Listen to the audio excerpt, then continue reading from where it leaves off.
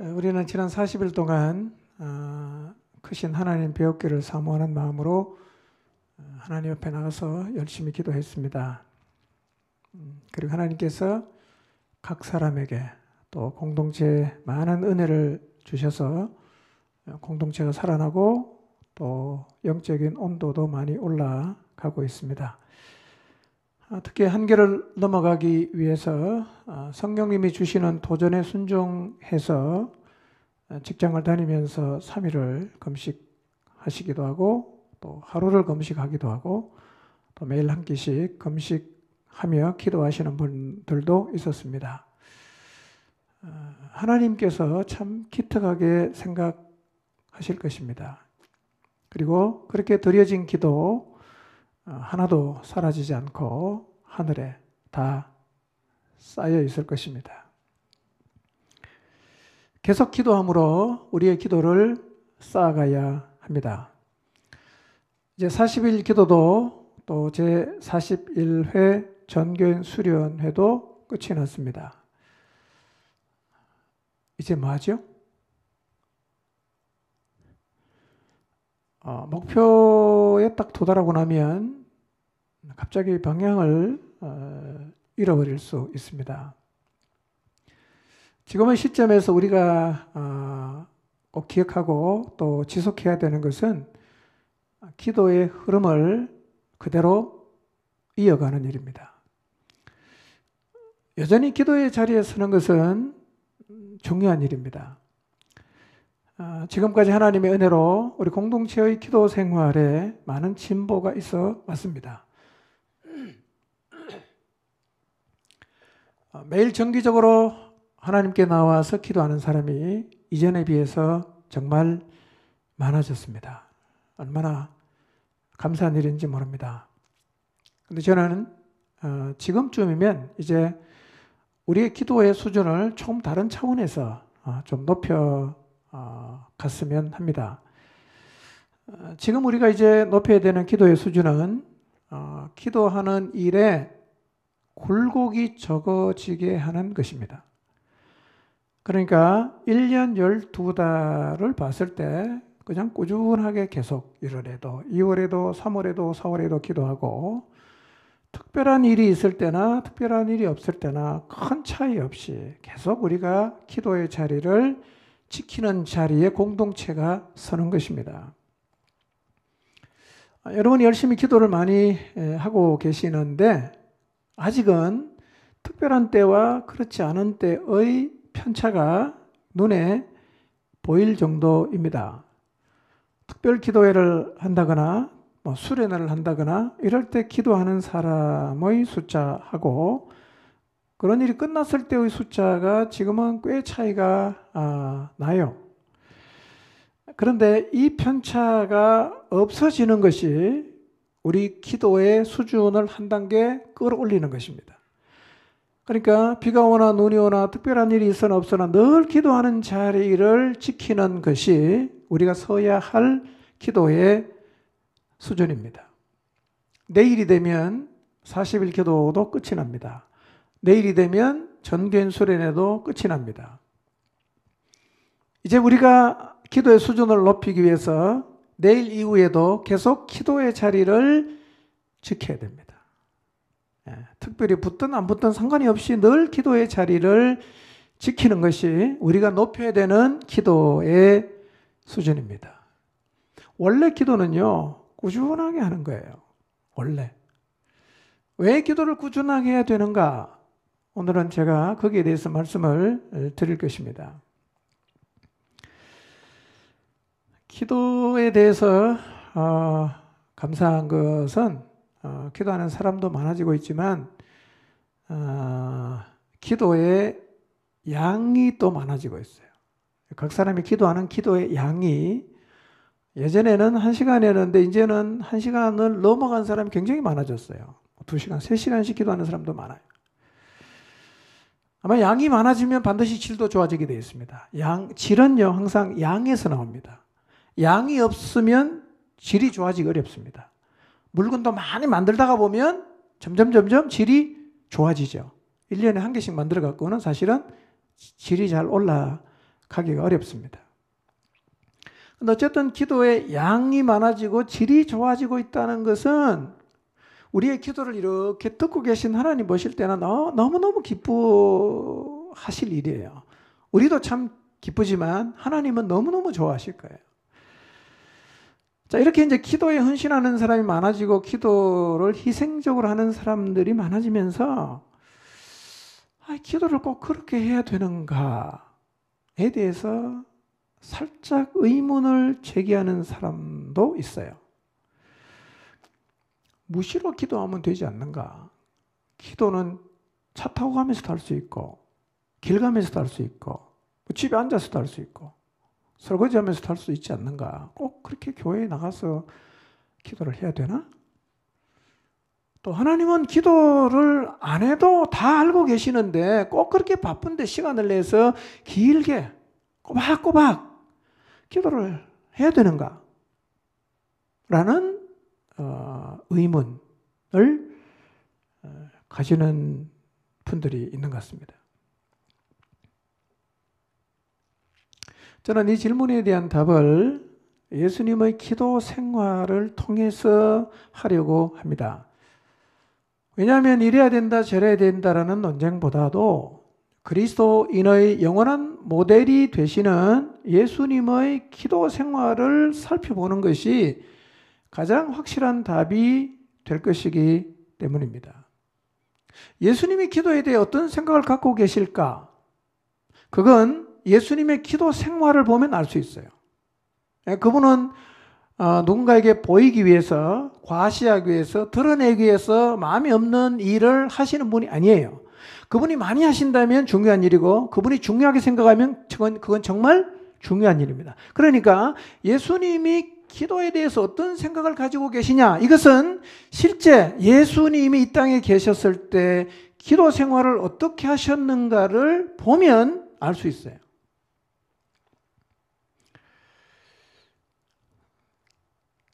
기도하지 못하는 이유를 우리는 저마다 갖고 있습니다. 왜 기도를 못하시나요? 물으면 다 이렇게 대답을 하죠. 이래서 못합니다. 저는 좀 정말 하고 싶은데 이래서 제가 기도를 잘 못하고 있습니다.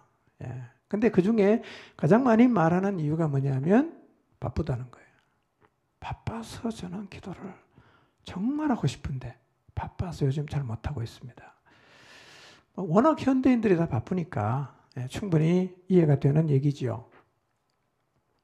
그런데 한편으로 생각을 해보면 기도를 바쁘기 때문에 못한다는 것은 그 사람에게 기도의 가치가 그렇게 높지 않다는 말이 돼요. 바빠서 못한다는 말은 가치가 별로 없다. 그런 의미가 된다는 얘기입니다.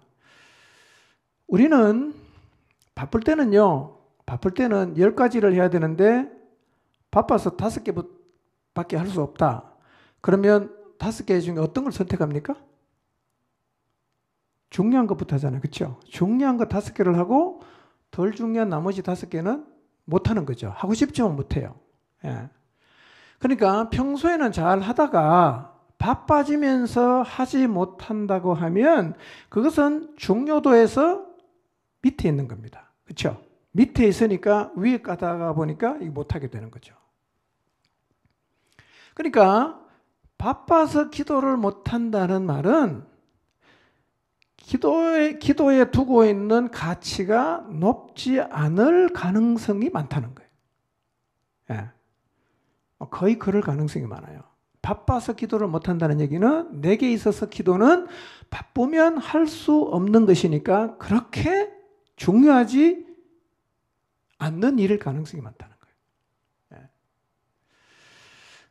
자, 그러면 여러분, 예수님은 바쁘셨을까요? 예수님?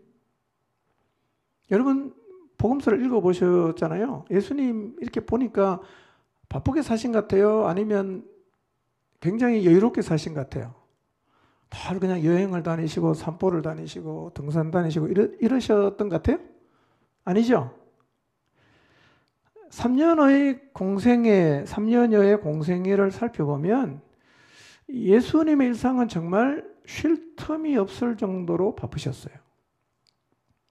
우선 사람을 굉장히 많이 만났어요. 여러분 사람 만나보셔서 알지만 사람 만나는 게 이게 보통 일이 아닙니다. 이게 진액이 빠지는 일입니다. 예. 늘 사람 만나서 말씀 가르치죠. 또 얼마나 많은 병자들이 예수님에게 몰려왔어요. 병 고치겠다고.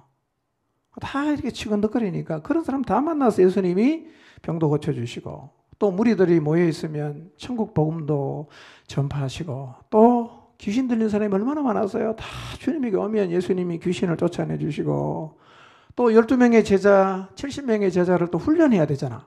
그러니 무리 가고 나면 또 제자들과 계속 또 주님은 이렇게 시간을 보내시고 또 어떤 경우에는 예수님을 반대하던 유대 지도자들을 만나서 토론도 하시고 때로는 책망도 하시고 진리를 선포하는 일도 하셨어요. 그것뿐만 아니라 주님의 이름이 좀 이렇게 알려지기 시작하면서 어느 도시든 가면 수많은 사람들이 몰려왔어요. 보통 한 5천 명 정도는 됐을 거라고 이렇게 학자들이 생각합니다. 그러니까 수천 명의 사람이 그냥 몰려와서 주님을 막 밀고 이렇게 하니까요. 얼마나 또 이렇게 시달리셨겠어요. 그래서 주님이 얼마나 참 피곤한 삶을 사셨는데 주님이 얼마나 피곤하게 사셨는가를 보여주는 한 예가 뭐냐면 배를 타고 가다가 풍랑이 일어나서 완전히 난리가 났어요. 제자들은 죽는다고 그냥 두려움에 떨고 난리가 났는데 그때 예수님 뭐하고 계셨어요? 주무셨거든요. 얼마나 피곤했으면 그렇게 주무셨겠어요. 그러니까 예수님은요 머리만 대면 주무셨어요. 이 머리가 딱 닿으면 바로 주무신 분이 예수님이에요. 그만큼 예수님은 피곤하고 바빴어요. 이렇게 바쁘고 피곤한 일상을 사신 예수님의 기도 생활은 어떠했을까? 그분은 얼마나 기도를 하셨을까? 그분에게 기도의 의미는 어느 정도였을까? 예수님의 기도 생활을 보면 예수님께서 기도에 대해서 얼마만큼의 가치를 부여하셨는지를 알 수가 있어요. 자, 마태복음 4장 1절 2절을 한번 볼까요? 읽습니다. 시작. 그때 예수께서 성령에게 이끌려 마귀에게 시험을 받으러 광야로 가사 40일을 밤낮으로 금식하신 후에 줄이신지라. 예. 자, 예수님은 공생애를 시작하시기 전에 제일 먼저 하신 게 뭐냐면 40일 금식기도 하셨거든요. 어디서 하셨어요? 광야에 가서 했어요. 광야에 가서. 40일을 광야에서 금식을 하셨으니까 40일은 일상을 뒤로 한 거죠. 그리고 완전히 단절하시고 광야에 가서 하나님에게 기도하는 일에만 전념하셨어요. 물론 시대의 차이가 조금 있긴 하겠지만요. 예수님은요. 기도하는 일에 40일을 드릴 용의가 있는 분이셨어요. 기도하는데 40일을 드릴 용의가 있으셨어요. 그리고 예수님에게 기도는 40일을 통째로 투자할 만큼 가치가 있는 일이었어요. 기도 40일 투자할 수 있어. 이거예요. 그래서 예수님은 사역을 하기 전에 40일 동안 광야에서 기도하셨어요. 자, 오늘 우리는 기도를 얼마만큼 가치 있는 일로 생각하고 있을까요? 여러분, 기도를 위해서 시간을 투자할 용의가 있으신가요? 하나님 앞에 기도하는 일에 시간을 투자할 용의가 있으신가요? 여러분은 기도를 위해서, 하나님 앞에 기도하는 일을 위해서 며칠 정도를 투자할 수가 있을 것 같아요. 며칠 정도.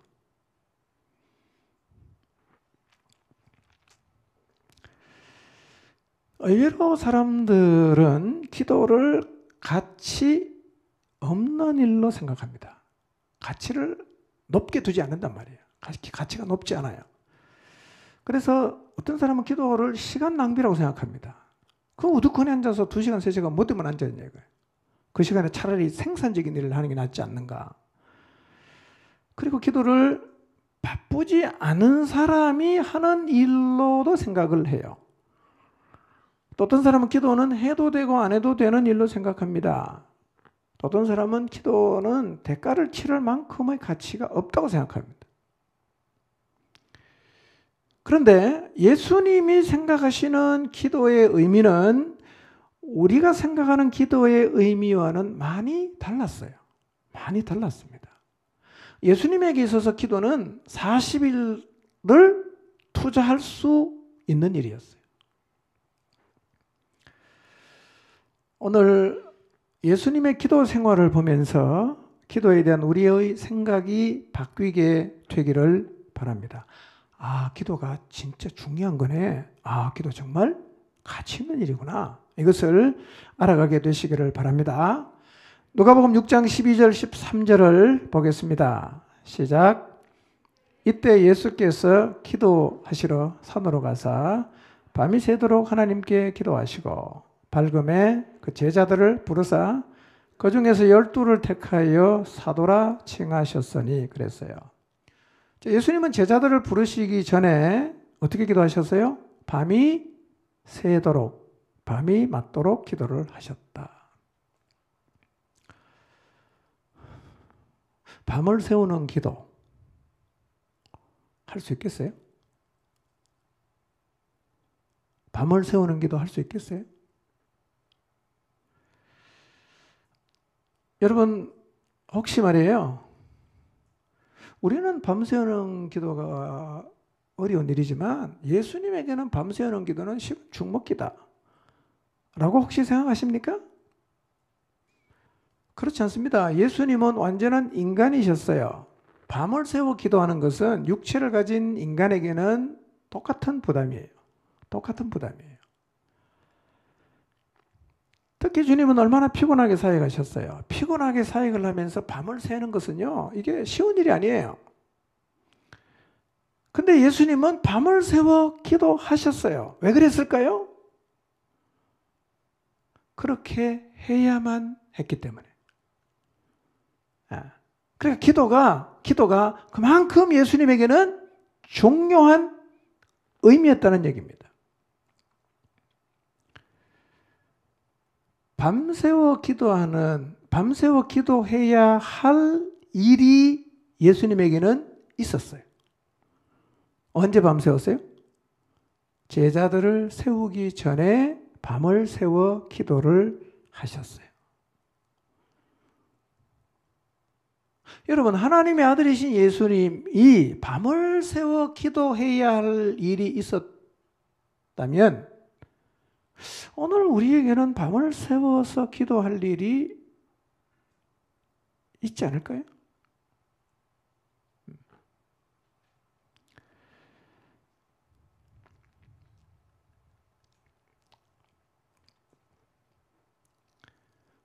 갑자기 마음에서 이런 감동이 오지 않습니까? 아, 나도 이 중요한 일이 있는데 하나님 앞에 내가 밤새워서 기도를 해보겠다. 감동이 오십니까? 예. 혼자 하기 힘들면 어디 올려갖고, 예, 조를 짜갖고 기도를 하시면 좋아요. 예. 저도 이 말씀 읽다가 감동을 받고 우리 교회에서 예, 밤새 기도하려고 생각을 늘 했는데 아직 실천을 못했는데 언젠가는 합니다. 언젠가는 합니다. 일단 성경에 있는 거는 다 해보면 좋아요. 예수님이 하신 거는 따라해보면, 잘 모르면 따라해보면 의미를 조금이라도 이해할 수 있거든요. 예.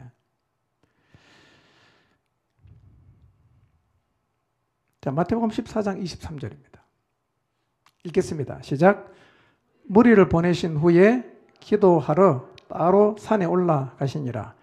저물매 거기 혼자 계시더니 그랬어요. 자, 오병이어의 놀라운 기적을 행하고 난 후의 이야기입니다. 요한복음에 보면 오병이어의 기적을 행하고 나니까 그 몰려든 무리들이 예수님을 왕으로 세우려고 했습니다. 이유가 뭐냐? 아니, 보리떡 5개, 물고기 2마리를 가지고 약 2만 명이 되는 사람을 먹이는 능력이 있다면 이분을 우리가 왕으로 세워놓으면 우리나라 먹고 사는 거 진짜 걱정 없겠다. 그러니 빨리 우리가 이분을 왕으로 세우자. 그래서 예수님을 왕으로 세우려는 사람들이 많았어요. 주님 이 분위기를 아셨겠죠. 이런 상황이라면 좀 분위기가 도취될 듯도 하고 조금 여유를 부릴 듯 하기도 한데, 여러분 이 상황에서 예수님께서 조금도 머뭇거리지 않고 선택하신 일이 있습니다. 그게 뭔지 아십니까? 빨리 무리를 돌려보내고 산으로 기도하러 가셨어요. 조금도 머뭇거리지 않고 선택하신 일이 바로 기도하는 일이었어요. 도대체 무슨 기도를 하신 걸까?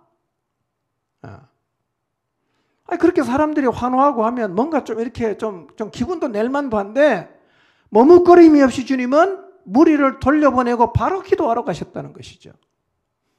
무슨 기도 하셨을까요? 가셨어.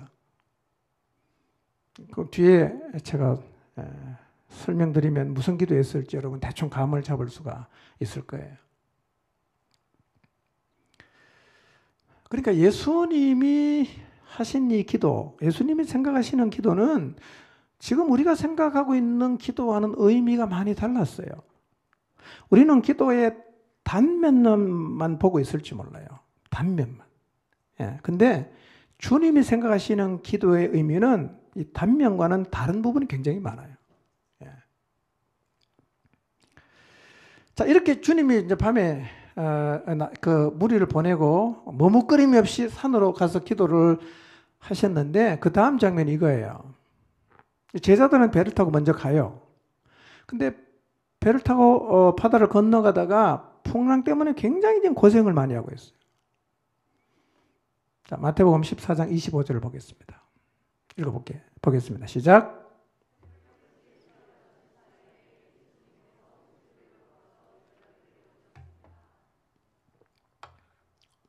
이게 그날 밤이에요.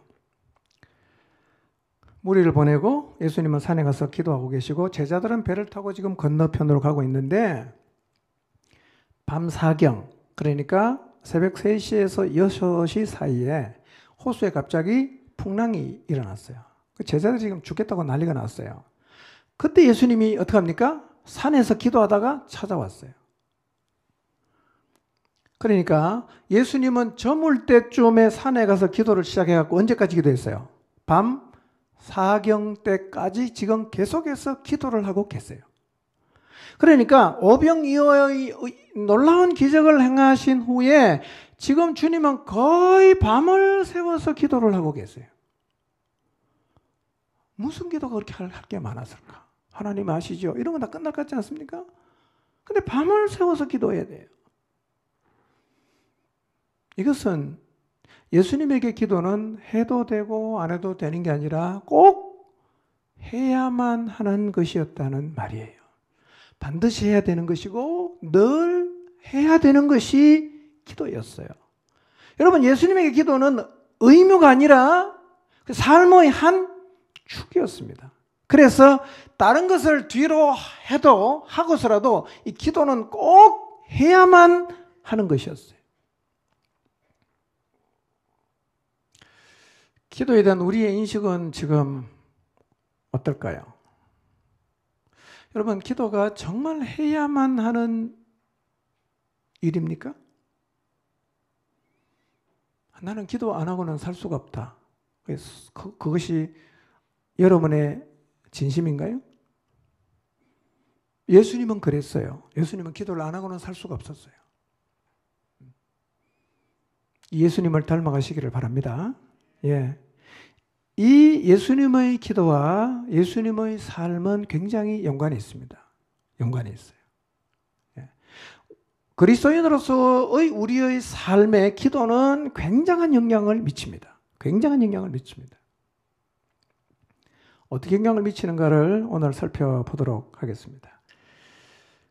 그래서 예수님에게 기도는요, 특별하게 정해진 시간이 없었어요. 정해진 장소도 없습니다. 정말 예수님은 시도 때도 없이 기도를 하셨어요.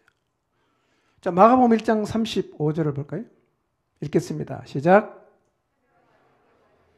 예수께서 일어나다가 한적한 곳으로 가사 거기서 기도하시더니, 이 날이 뭐 하는 날이냐면 전도 여행을 떠나기 전 날이에요. 떠나는 날이에요. 그리고 오늘 이제 아침에 전도 여행을 가는 거죠. 근데 예수님은 그날도 새벽에 일어나갖고 한적한 곳에 가서 혼자 기도를 하셨어요. 그 당시 전도여행은 다 걸어 다니는 거거든요.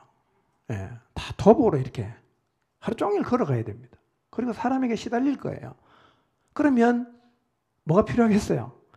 체력 비축이 필요하지 않겠어요? 그날은 좀 푹 자고 체력을 좀 이렇게 비축해서 힘을 내갖고 가야 될 것 같은데요. 그 전도여행을 떠나는 그날 아침도 예수님은 날이 밝기 전에 한적한 곳에 가서 혼자서 기도를 하셨다. 예수님에게 기도가 도대체 어떤 의미이기에 이렇게 기도에 목숨을 거셨을까? 자, 누가복음 9장 18절을 보겠습니다. 읽습니다. 시작. 제자들이 주와 함께 있더니 물어 이르시되 무리가 나를 누구라고 하느냐? 예. 지금 제자들과 같이 있을 때도 지금 예수님은 기도하세요. 예. 혼자서만 기도하는 게 아니라 제자들이 같이 있을 때도 예수님은 기도를 하세요. 예. 자, 9장 28절 한번 볼까요? 그 아래 읽겠습니다. 시작. 이 말씀을 하신 후 8일쯤 되어 예수께서 베드로와 요한과 야고보를 데리고 또 기도하시러 산으로 가셨어요. 이 말씀이 뭐냐면 처음으로 자기 자신의 죽음과 부활에 대한 얘기를 하셨어요. 그리고 8일 만에 3명의 제자를 데리고 다시 산에 가셨어요. 그걸 우리가 변화산이라고 그러죠. 거기서 기도하시는데 갑자기 예수님의 용모가 바뀐 거예요. 그리고 옷이 사람들이 빨래해서 희게할 수 없을 만큼 희어졌어요. 거기서 주님이 또 기도를 하셨어요. 그러니까 예수님은 진짜 숨 쉬듯이 기도를 하셨어요. 숨 쉬듯이 기도를 하셨어요. 도대체 기도가 무슨 의미이길래 이렇게 주님은 기도를 열심히 하셨을까? 자, 마가복음 9장 29절 한번 볼까요? 읽겠습니다. 시작. 이르시되 기도 외에 다른 것으로는 이런 종류가 나갈 수 없느니라 하시니라. 아이를 괴롭히던 귀신을 쫓아낸 다음에 제자들이 물어요. 선생님, 우리는 왜 안 되었습니까? 그때 예수님이 대답하십니다. 기도 외에 다른 것으로는 이런 부류의 귀신을 쫓아낼 수가 없다. 이렇게 말씀하셨어요. 굉장히 의미심장한 말씀이에요. 여러분, 악한 영은 예수님 당시에만 설치고 다니다가 지금은 조용합니까? 여전히 설치고 다니죠? 네, 베드로전서 5장 8절 한번 보겠습니다. 시작. 근신하라, 깨어라. 너희 대적 마귀가 우는 사자같이 두루 다니며 삼킬 자를 찾는다. 우리의 대적 마귀는 배가 고파서 먹이를 찾기 위해서 막 그냥 울부짖는 사자처럼 두루 다니면서 지금 삼킬 자를 찾고 있다. 예수님 당시에도 그랬고 지금도 그렇고요. 귀신 들린 사람도 꽤 많아요. 그런데 귀신 들린 사람보다 더 많은 게 뭐냐면 귀신, 그러니까 악한 영의 영향을 받는 사람이에요. 훨씬 더 많거든요. 우리도 사실은 영향을 받아요. 우리도 악한 영의 공격을 받죠. 근데 여기에서 밀리면 우리가 그리스도인으로 살아갈 수가 없게 돼요. 그런데 이 악한 영을 대적하여 이길 수 있는 방법을 예수님께서 뭐 외에는 안 된다? 기도 외에는 안 된다. 이렇게 말씀하셨거든요. 그러니까 우리가 만약에 기도를 안 한다면 우리 삶이 어떻게 되겠어요? 우리를 끊임없이 잘못된 길로 가도록 미혹하고 유혹하고 있는데 이거를 이겨내는 방법을 예수님이 기도라고 했는데 우리가 만약에 기도를 안 하면 우리의 삶이 어떻게 되겠어요? 늘 마귀가 속이는 대로 우리가 속거나 미혹에 빠지거나 그렇게 될 수밖에 없지 않겠습니까? 그래서요, 기도하는 사람이 줄어드는 거하고 사단에게 끌려다니는 사람이 늘어나는 것은 하나도 이상하지 않아요. 정비례합니다. 기도 안 하면 끌려다니게 돼 있어요. 자, 이것은요, 에베소서 6장 10절 이후에 영적인 전쟁에 대한 말씀도 보면 우리가 우리를 공격하는 사단과의 싸움에서 밀리지 않기 위해서 사용할 수 있는 중요 무기 중에 하나가 뭡니까? 기도거든요. 예. 그러니까 기도하지 않으면 우리는 그리스도인답게 우리가 걸어가야 할 길을 걸어갈 수 없게 됩니다. 그러면 기도는 뭐예요? 이거는 필수란 말이에요. 기도를 안 하면 우리는 자꾸 삐뚤게 갈 수밖에 없다는 거예요. 예. 자, 누가복음 22장 39절에서 40절입니다. 자, 읽어볼까요? 시작. 습관을 따라 감람산에 가시매 제자들도 따라갔더니 그곳에 이르러 그들에게 이르시되 유혹에 빠지지 않게 기도하라 하시고 그랬어요. 예수님에게 기도는 습관이었어요. 왜 습관이 되냐? 늘 하셔야 되는 일이었고 또 늘 하시다 보니까 자연스럽게 기도는 습관이 됐어요. 습관. 여러분, 기도는요, 특별한 날에나 한 달에 한두 번 정도 마음이 생길 때 나와서 하는 것이 아니고 늘 해야 되는 거예요. 습관적으로 해야 되는 겁니다. 그래서 그리스도인은 마땅히 기도하는 습관을 가지고 있어야 합니다. 여러분 가지고 있는 습관이 아마 있을 거예요. 예, 그 습관이 좋은 습관도 있고 나쁜 습관도 있을 텐데요. 일단 그리스도인은 기도하는 습관을 가지고 있어야 돼요. 예수님 그랬거든요. 왜 예수님에게 기도가 습관이었을까요? 왜 예수님에게 기도가 습관이었을까요? 그러니까 예수님에게 기도는요, 해야만 하는 일이었어요. 해야만 하는 일. 생존을 위해서 해야만 하는 일이었어요. 기도는요, 생존을 위한 행위예요. 예. 액세서리가 아니라는 거죠. 치장을 위한 게 아닙니다. 생존을 위한 거예요. 여러분, 밥 먹는 게 습관이 돼야 건강하게 살 수 있지 않습니까? 그렇죠? 똑같습니다. 기도하는 일이 습관이 되어야 건강한 그리스도인으로 살아갈 수 있어요. 기도하는 게 습관이 되어야 하나님의 사람답게 살아갈 수가 있어요. 예. 여러분에게 기도하는 습관이 있나요?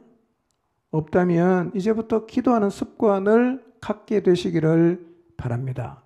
기도가 습관이어야 돼요. 틈만 나면 기도하고 계속 기도해야 돼요.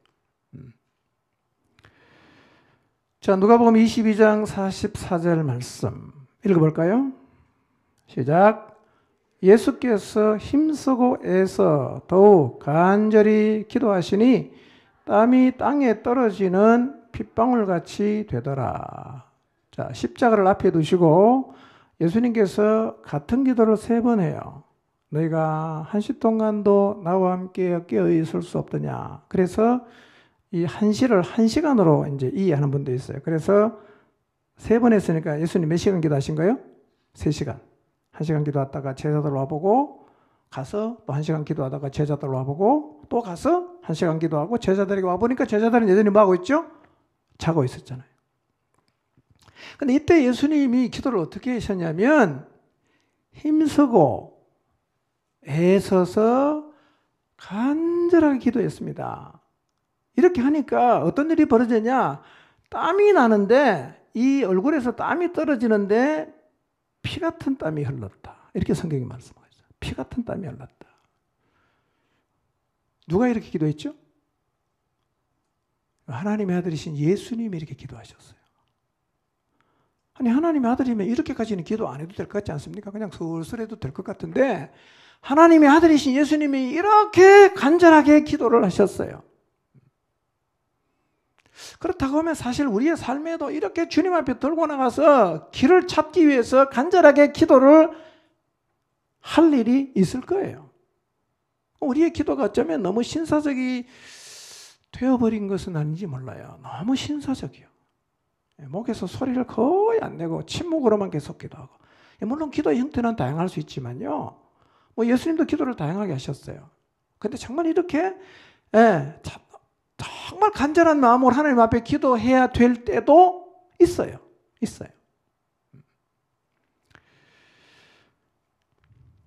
여러분 이런 기도를 해보신 적이 있습니까? 예수님처럼? 정말 힘쓰고 애써서 정말 땀을 그냥 뚝뚝뚝뚝 흘리면서 하나님 앞에 간절하게 기도를 해보신 적이 있으세요? 이 얘기입니다. 기도는 이렇게도 해야 된다는 거예요. 자, 우리가 지금까지 예수님의 기도 생활을 일부를 살펴봤어요.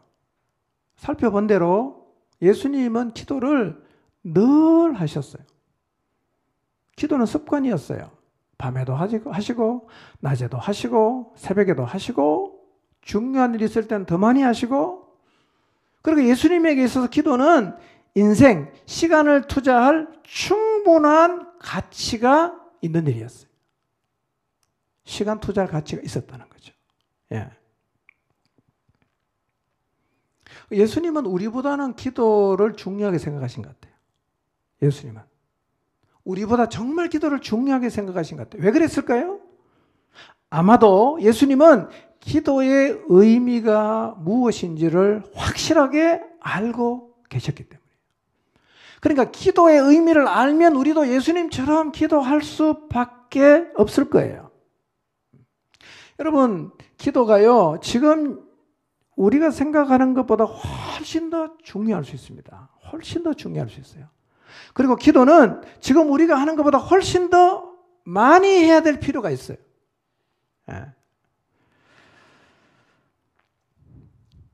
만약에 기도가 왜 이렇게 중요한가 의미를 잘 모른다고 해도 우리의 신앙의 모델이 되시는 예수님이 하신 것을 일단은 따라할 필요가 있어요. 일단 예수님처럼 해볼 필요가 있다는 겁니다. 계속 해보면 예수님이 이래서 기도를 그렇게 중요하게 여기시고 예수님이 이래서 그렇게 주님이 열심히 기도를 하셨구나 라는 사실을 반드시 알게 될 거예요. 자, 그러면 예수님이 왜 그렇게 기도를 중요하게 생각하셨나? 두 가지만 제가 살펴보겠습니다. 첫째, 예수님에게 기도의 의미는요, 기도는 사명을 이루는 자리에 서게 하는 거였어요. 기도가 뭐냐?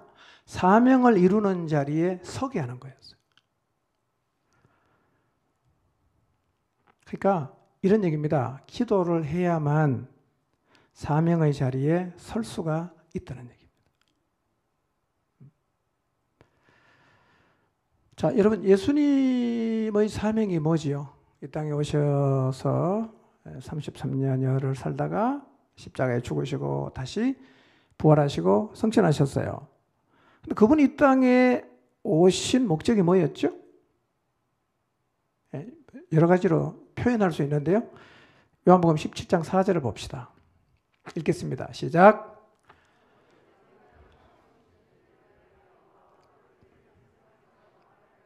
네. 자, 예수님의 사명이 뭐라고 기록되어 있죠? 이제 예수님의 이제 그 중보 기도인데요. 아버지께서 하라고 주신 일을 이루는 겁니다. 그래서 이 세상에서 아버지를 영화롭게 하는 것이 예수님의 사명이에요. 예수님은 이 땅에 오셔갖고 이걸 해야 돼요. 아버지께서 하라고 하신 일을 다 남김없이 이루어갖고 아버지를 이 세상에서 영광스럽게 하는 것이 예수님의 사명이에요. 근데 지금 예수님은 어디 계십니까? 땅에 있죠. 하나님 어디 계십니까? 하늘에 계시잖아. 그러면 하늘에 계신 하나님과 땅에 있는 예수님이 땅에 계신 예수님이 하늘에 계신 하나님이 하라고 하신 일을 다 해야 되는 거예요. 그러면 땅에 있는 예수님이 하늘에 있는 하나님이 하라고 하시는 일을 어떻게 알아차릴 수 있을까요? 하늘에 있고 땅에 있는데. 뭐가 필요하겠어요? 소통이 필요하단 말이에요. 소통. 하늘에 계신 하나님하고 땅에 있는 예수님이 계속 소통을 해야 돼요. 그래야 아버지께서 하라고 하신 일을 예수님이 이 땅에서 살면서 다 하실 수가 있다는 거예요. 이 소통이 되어야 사명의 자리에 계속해서 서 있을 수가 있어요. 여러분, 그래서 예수님의 이 땅의 삶을 한번 이렇게 머릿속에 그려보세요. 자, 예수님은 땅에 계시고 하나님은 하늘에 계세요. 이 간격이 엄청나죠? 근데 예수님의 사명이 뭐냐? 하나님이 하라고 하신 일을 다 해야 돼. 하나님이 하라고 하신 일을 다 해야 돼. 그러면 제일 중요한 게 뭐겠어요? 하나님하고 가까워야 되는 거예요. 계속 소통을 해야 되는 거죠. 근데 예수님은 땅에 계셨지만 늘 기도를 하셨기 때문에 하늘에 계신 하나님과 매우 가깝게 지내셨어요. 그러다 보니까 아버지께서 하라고 하신 일을 언제나 알고 계셨고 아버지께서 하라고 하신 일을 하실 수가 있었다는 거예요. 여러분, 하나님과 가깝게 계셨던 예수님을 한번 그려보세요. 예, 유대 땅에 살고 계셨지만 그분은 하나님하고 늘 소통을 했어요. 그래서 하나님이 뭘 하라고 하는지를 그분은 늘 하나님에게로부터 가르침을 받았고 하나님이 보여주신 걸 봤어요. 그래서 기도를 통해서 사명의 자리에 예수님은 꾸준하게 서실 수가 있었다는 거죠. 이거를 이제 우리의 삶에 한번 대입을 해보잔 말이에요. 우리가 이 땅에 살면서 우리도 똑같이 아버지께서 하라고 하신 일을 하면서 살아야 되는데 이 땅에 살고 있는 우리가 하늘에 계신 하나님이 하라고 하시는 일을 다 하면서 살기 위해서는 뭐가 필요해요? 똑같이 소통이 필요하단 말이에요. 늘 그분하고 소통을 해야 돼요. 그분이 뭘 하라고 하는지 우리는 알아야 돼요. 확인해야 돼요. 그게 뭡니까? 기도라는 거예요. 기도.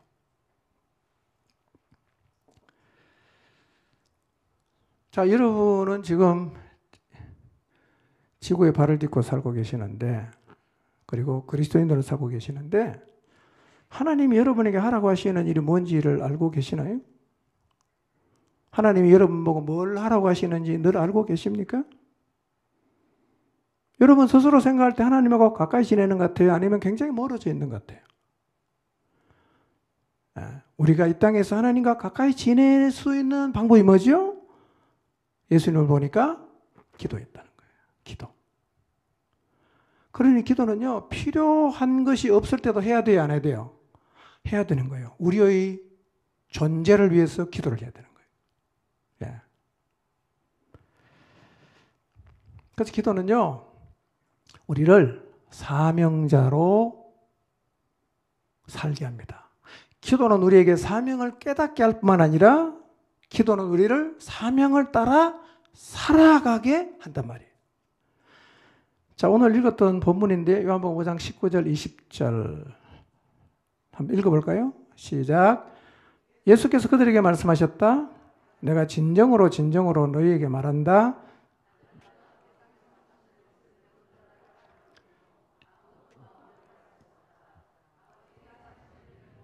아들도 그대로 한다. 아버지께서 아들을 사랑하셔서 하시는 일을 모두 아들에게 보여주시기 때문이다. 또한 이보다 더 큰 일들을 아들에게 보여주셔서 너희를 놀라게 하실 것이다. 예수님께서 말씀하시잖아요. 아들은 아버지께서 하라고 하시는 일을 봐요. 그리고 아버지께서 하시는 일을 아버지께서 보여줘요.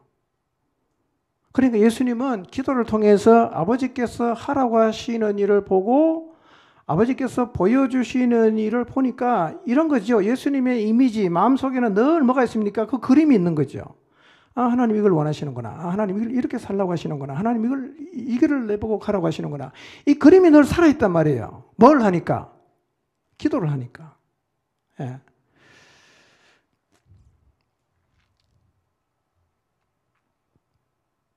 아버지께서 하시는 일을 보는 것, 아버지께서 보여주시는 것을 보는 것, 뭐를 통해서 합니까? 이게 기도란 말이에요. 기도. 기도는요, 선택이 아닙니다.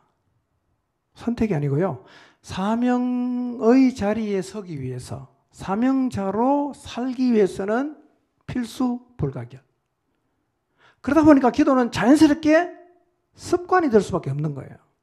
여러분, 오병이어의 기적을 행하고 왜 예수님이 가서 밤새도록 기도했겠어요? 뭘 했겠어요? 아버지께 또 묻는 거죠. 아버지, 제가 이제 뭘 해야 됩니까? 아버지의 그림을 다시 보고 아버지께서 보여주시는 거 다시 확인하고 그 기도니까요. 그러고 나면 또 어떻게 되겠어요? 이제 내가 어디로 가야 될지 그림을 갖고 있으니까 주님은 또 가시는 거죠. 이게 주님의 삶에서 늘 반복이 됐다는 거예요. 늘 반복이 됐어요. 우리의 삶도 똑같이 그렇게 돼야 됩니다. 예. 자, 요한복음 12장 49절 한번 볼까요? 읽어보겠습니다. 시작. 내가 내 자의로 말한 것이 아니요 나를 보내신 아버지께서 내가 말할 것과 이럴 것을 친히 명령하여 주셨으니 그랬어요. 이 말을 잘 생각해 보세요. 주님이 하신 말씀은 자의가 아니고 뭐라고 얘기합니까? 아버지께서 일러주신 거다는 거예요. 아버지께서 내가 말할 것과 일러야 될 것을 친히 명령하여 주셨다. 그러니까 무슨 말을 해야 될지까지도 일러줄 정도라면 얼마나 친밀한 관계가 필요했겠어요. 이게 바로 예수님의 기도 생활이었어요. 예. 그래서요, 기도를 빼놓은 예수님의 존재, 기도를 빼놓은 예수님의 사역은 상상할 수가 없는 거예요. 기도가 없다. 주님은 존재할 수가 없어요. 기도가 없다. 주님은 하나님이 주신 사명을 감당할 수가 없다는 거예요. 근데 이게요, 예수님에게만 해당이 되는 얘기가 아니라 우리에게도 동일하게 해당이 되는 얘기 아니겠어요? 우리가 이 땅에서 그리스도인으로 하나님의 사명을, 하나님이 주신 사명을 이루는 자로 살려고 하면 뭘 빼놓을 수 없겠어요? 기도는 빼놓을 수가 없어요. 기도하지 않는 그리스도인, 기도하지 않는 사역은 상상할 수가 없는 거예요. 뭘 하겠어요, 우리가요? 아버지께서 보여주시는 걸 봐야 되잖아. 뭘 해야 될지 우리가 가서 하나님에게 들어야 되잖아. 근데 그 과정이 생략이 되면 우리가 뭘 할 수 있겠어요? 여러분, 무턱대고 열심히 하는 게 중요한 게 아니에요. 예. 자, 그럴 리가 없는 가정이에요. 예, 제가 그럴 리가 없는 가정이라고 전제합니다. 만약에 예수님께서 기도를 안 하셨다면 어떻게 됐을까요? 그럴 리는 없어요. 가정해보는 거죠. 만약에 예수님이 기도를 안 하셨다면 어떻게 됐을까요? 어쩔 수 없이 하나님하고 멀어졌겠죠. 하나님하고 엇박자가 나겠죠. 하나님이 하라고 하는 일을 하고 별로 상관이 없는 일을 할 수도 있고 전혀 아닌 일도 하실 수가 있었겠죠. 그러면 결국 아버지께서 하라고 하신 일을 다 하지 못했을 거예요. 기도를 안 했다면. 그러니 기도는 본질적인 부분이란 말이에요. 너무너무 중요한 거예요. 이걸 안 하면 사명자로 제대로 가기가 어렵다는 거죠. 자, 그러면 오늘 우리가 기도를 안 한다면 어떻게 될까요? 우리가 기도를 안 한다면 예수님에게 기도를 안 하는 일은 일어날 수 없는 일이지만 오늘 우리에게는 기도 안 하는 일이 일어날 수 있는 일이잖아. 그리스도인으로 부름을 받아서 하나님이 사명을 줬는데 그럼에도 우리가 하나님 앞에 기도를 안 해요. 어떤 일이 벌어질까요? 하나님에게서 멀어지겠죠. 길을 잃을 거예요. 그래서 하나님이 하라고 하신 일과는 별로 상관이 없는 일을 하거나 아니면 하나님이 하지 말라고 하는 일을 하고 있을 수도 있지 않겠어요?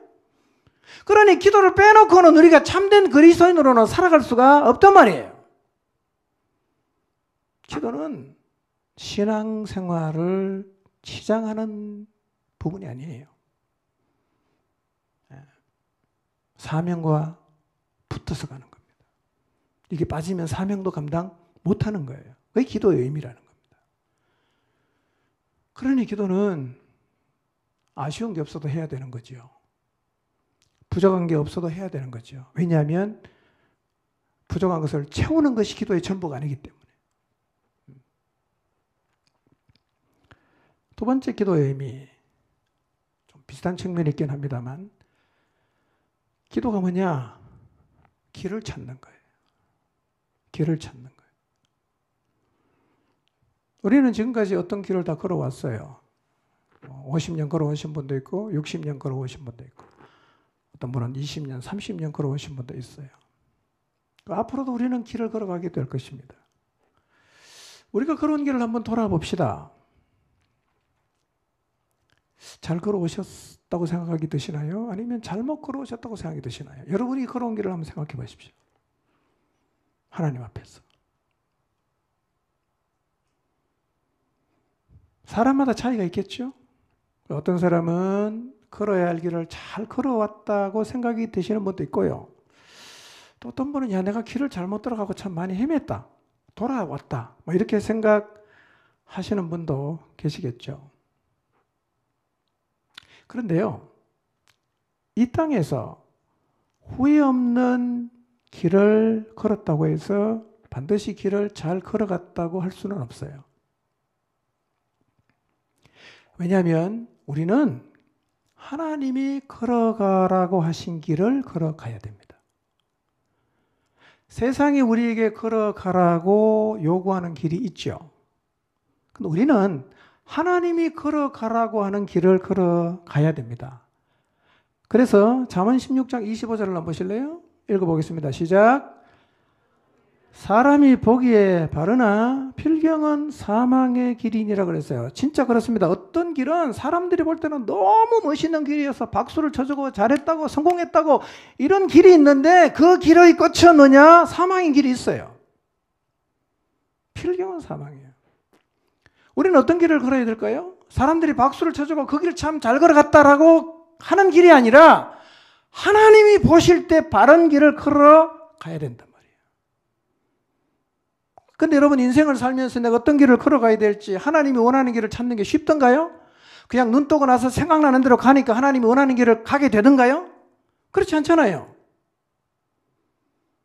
왜 우리가 한 번밖에 없는 우리의 인생길을 자꾸만 삐뚤게 이탈하면서 가게 되는지 아십니까? 사단이라는 존재가 우리를 삐뚤은 길로 가게 하는 것을 사명으로 삼고 지금도 미혹하고 있거든요. 지금도 미혹합니다. 그래서 우리도 이 사단의 미혹에 넘어가서 잘못된 길을 걸어가고 있을 수도 있거든요. 일단 분명한 거는요, 내 인생의 목표가 세상이라면 나는 지금 잘못된 길 가는 겁니다. 우리의 인생의 목표는 하늘나라여야지 세상이 되면 안 돼요. 안 돼요. 근데 사단은요, 이 길을 우리에게 계속해서 제시를 하는 거예요. 이 길로 가라. 이게 훨씬 낫다. 속이거든요. 여러분, 첫사람 아담과 하와도 사단에게 속아갖고 하나님이 원하지 않는 길을 갔잖아요. 그렇죠?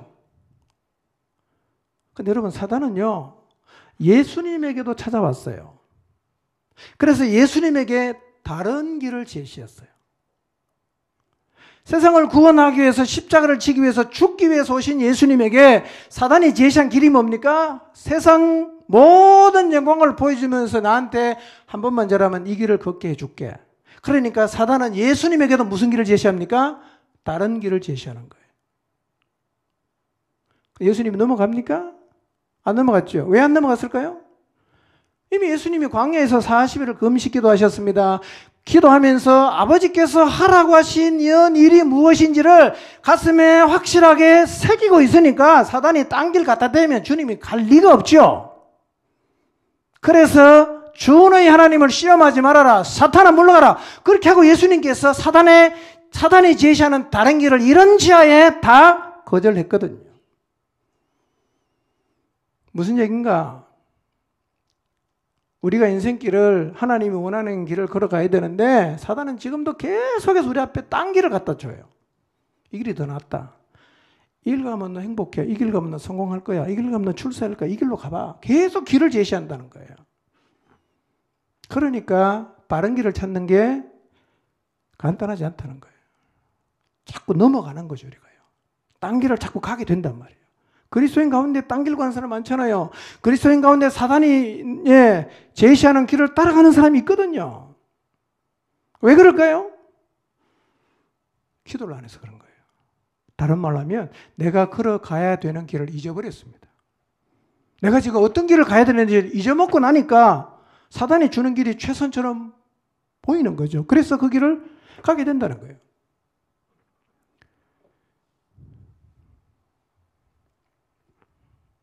기도는 필요를 구하는 방편이 전부가 아니에요.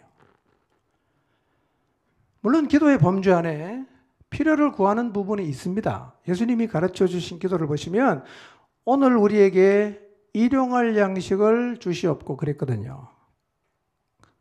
여러분, 예수님께서 오늘 우리에게 평생 먹을 양식을 주시옵고라고 기도하라고 하신 게 아니었어요? 뭘 기도하라고요?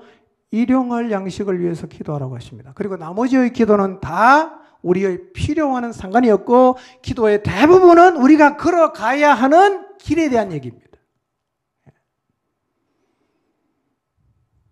10절에 보면 나라에 임하옵시며 뜻이 하늘에서 이루어진 것처럼 땅에서도 이루어지도록 뭐라고요? 기도하라는 거예요. 하나님의 뜻이 하늘에서 이루어진 것처럼 이 땅에서도 이루어질 수 있기를 너의 삶을 통해서 하나님의 뜻이 이루어질 수 있도록 뭐라고요? 기도하라고 예수님께서 기도를 가르쳐 주신 거예요. 그게 기도예요. 만약에 우리의 기도가 주세요라는 차원에만 머물러 있다면 우리는 아직 기도를 더 배워야 됩니다. 아주 수준이 좀 얕은 거예요. 이 말은 주세요라는 기도를 하면 안 된다는 얘기가 아니라 그것만 기도하면 기도를 다 이해 못한 거예요. 필요한 거는 요청하십시오. 우리의 기도의 전부가 주세요라고 하면 그건 우리가 기도를 오해한 것입니다. 예수님의 기도에 있어서 핵심은 뭐냐? 길을 찾는 것이었습니다. 길. 예수님은 늘 기도할 때요. 기도의 핵심이 뭐냐? 길 찾는 기도하신 거죠. 실제로 십자가를 앞에 두고요. 힘쓰고 애써서 간절하게 피와 같은 땀을 흘리면서 무슨 기도하십니까? 아버지여, 내가 걸어가야 할 길이 무엇입니까? 그러나 내가 원하는 길이 아니라 아버지께서 원하는 길을 가게 해 주십시오. 라는 이 짧은 기도를 3시간 동안 하고 나서 어떻게 합니까? 실제로 십자가를 지는 길을 가셨어요. 기도가 그런 거라는 거예요. 길을 찾는 거예요. 여러분 인생 어떻게 걸어가야 될지 다 알고 계십니까? 뭐가 필요할까요? 여러분이 하나님이 가라고 하신 길을 만약에 걷기를 원한다면 여러분은 어떤 사람이 되어야 되느냐? 기도의 사람이 되어야 합니다. 제자를 세울 때도요, 주님이 뜻대로 아무나 이렇게 부른 게 아니었어요. 12제자 말고는 70명의 제자 있고, 그 다음에 120명 있고, 그 다음에 500명이 있거든요. 그 사람들 가운데 예수님 12명을 뽑는 거죠. 근데 예수님이 임의로 안 뽑았어요. 하나님 앞에 나갑니다. 아버지와 밤새도록 기도로 교제를 한 후에 12명을 뽑았어요. 근데 중요한 일이 있을 때만 길을 가는 게 아니라 우리는 매일 길을 가잖아요. 그러니까 매일 뭘 해야 되겠어요? 매일 기도를 해야죠. 매일. 기도는 매일 해야 되는 겁니다. 기도는 매일 해야 돼요. 해야 되는 이유가 있잖아요. 매일 길을 찾아야 되니까요. 자, 이렇게 예수님께서 기도를 많이 하셨어요. 밤새 기도하시고 새벽에도 하시고 낮에도 하시고 한적한 곳에도 하시고 40일 금식도 하시고 계속 산에 가서도 기도하시고 기도를 하셨는데요. 이렇게 늘 기도를 하니까 예수님은 뭘 알고 계시느냐면 자기가 걸어가야 할 길을 언제나 알고 계셨어요. 오늘은 내가 이 길을 걸어야겠구나. 내일은 이 길을 걸어야겠구나. 그러니 오병이어의 기적을 행하고 나서 그 사람들이 예수님을 막 그냥 띄워주고 그냥 왕으로 삼으려고 하는 그런 분위기 주님이 모르셨겠어요? 다 감지하지요. 근데 머뭇거리지 않고 다시 하나님께로 나가서 교제를 하는 거예요. 하나님, 제가 걸어가야 할 길을 가르쳐 주십시오. 늘 주님의 삶이 이런 식이었단 말이에요. 이렇게 주님이 사시니까 기도를 쉼 없이 하면서 하나님의 뜻을 찾아서 길을 찾아서 가다 보니까 예수님께서 마지막으로 십자가 위에서 이렇게 고백하시는 거예요. 요한복음 19장 30절입니다. 읽어볼까요? 시작. 예수께서 신포도주를 받으신 후에 이르시되 다 이루었다 하시고 머리를 숙이니 영혼이 떠나시니라. 십자가에서 운명하기 바로 직전 마지막 순간에 주님의 고백, 다 이루었다. 아무나 이 고백할 수 있나요? 오늘 여러분이 주님의 부름을 받는다면 어떻게 고백할 수 있을 것 같습니까? 아버지께서 하라고 하신 일을 아버지와 교제를 하면서 늘 알고 있어요. 오늘 내가 걸어가야 할 길을 아버지와 깊이 교제하면서 늘 알고 계세요. 그래서 그 길을 계속 갔어요. 십자가에서 운명하는 순간에 그분은 말씀하십니다. 다 이루었다. 예수님을 다 이루었다고 고백하는 자리에 서게 만든 결정적인 요인 중에 하나가 바로 기도였어요. 하나님과 매우 가깝게 지내셨어요. 늘 소통을 하셨어요. 그러니 아버지께서 하라고 하신 일을 다 알죠? 오늘 내가 걸어가야 할 길을 아버지께 묻고 또 알죠? 늘 그 길을 가셨단 말이에요. 그래서 예수님의 삶에서 기도는 일상이었어요. 기도가 일상이 될 수밖에 없잖아요. 매일 길을 찾아야 되는데 매일 물어야 되잖아. 그러니 매일 기도할 수밖에 없죠. 그래서 실제로 예수님의 삶에서 기도는 일상이었다는 것입니다. 우리는 어떨까요? 똑같습니다. 우리도 똑같아요. 우리의 삶을 한번 돌아봅시다. 우리의 기대성을 한번 돌아봅시다. 기도가 일상인가요? 기도로 늘 길을 찾고 계시나요? 기도로 아버지께서 내게 하라고 하신 일을 늘 확인하고 계시나요?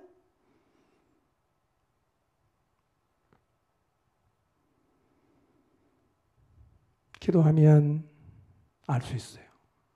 기도하면 찾을 수 있어요. 여러분, 하나님의 아들이신 예수님, 그분이 길을 찾기 위해서 그렇게 열심히 기도를 하셨다면 오늘 우리는 얼마나 더 열심히 기도를 해야 될까요?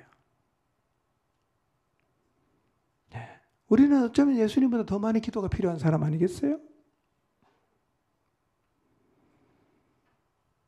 기도하지 않으면 길을 잃어요. 기도하지 않는 것은 매우 위험한 일입니다. 삐뚤은 길을 갈 수밖에 없으니까요. 기도 안 하는 것은 굉장히 위험해요. 그러니까 그리스도인으로 살면서 기도를 안 하고 있다는 이 자체가 이미 내가 굉장히 위험한 상황에 놓여져 있다는 말이거든요. 근데요, 기도 안 하면 이중이에요. 첫째로 기도 안 하는 사람은 기도를 안 해서 삐뚤은 길을 가게 돼 있어요. 두 번째로 기도 안 하는 사람은 길을 가르쳐줘도 말을 안 들어요. 이중적 어려움이에요. 대개 보세요. 기도 안 하는 사람은 삐뚤은 길을 갑니다. 그리고 기도 안 하는 사람은 길 가르쳐주면 말을 안 들어요. 근데 두 번째로 반대는요. 기도를 하는 사람은 엇길로도 잘 안 나가지만 기도를 하는 사람은 길을 가르쳐주면 바로 고칩니다. 그래서 기도를 하지 않는 것은 굉장히 위험해요, 여러분. 기도를 안 하는 것은 굉장히 위험합니다. 그리고 기도를 하지 않으면 결국은 사단이 제시하는 다른 길을 받아들이게 돼 있어요. 결국은. 가만 서 있을 수는 없잖아. 어딜 가긴 가야 되잖아. 그러니 하나님의 길을 묻지 않는 사람은 결국은 사단이 가져다 주는 길을 받아들이게 돼 있단 말이에요. 묻지 않는 거 위험한 거예요. 자, 여호수아 9장 14절 15절 볼까요? 읽습니다. 시작.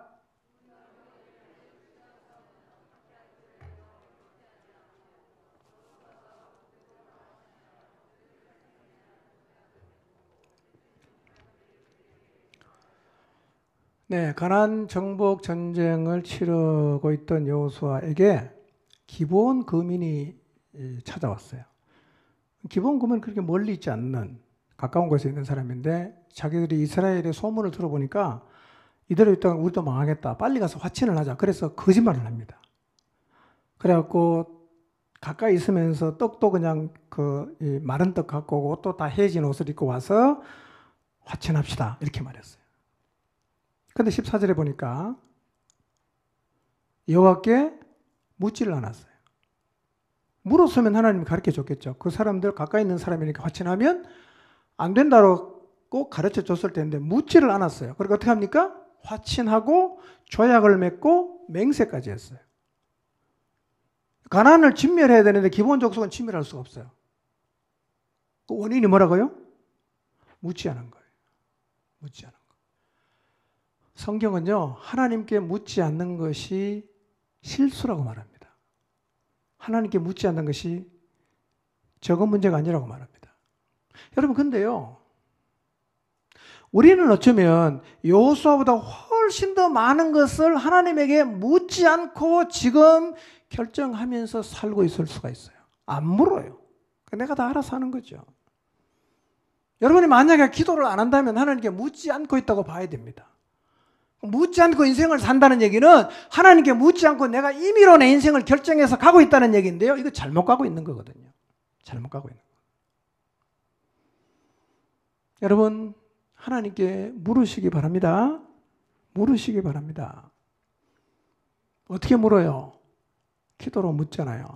기도가 뭐냐? 길을 찾는 거죠. 하나님 길 가르쳐 주세요. 어느 길로 가야 됩니까? 그래서 그리스도인은 늘 기도를 할 수밖에 없단 말이에요. 예. 저도 이 기도를 참 많이 합니다. 하나님 뭘 해야 됩니까? 하나님 어느 길로 가야 됩니까? 계속 주님께 물어요. 여러분, 기도는요, 우리가 생각하는 것보다 훨씬 더 중요하고 의미가 있는 행위입니다. 기도의 의미를 마음에 새기시기를 바랍니다.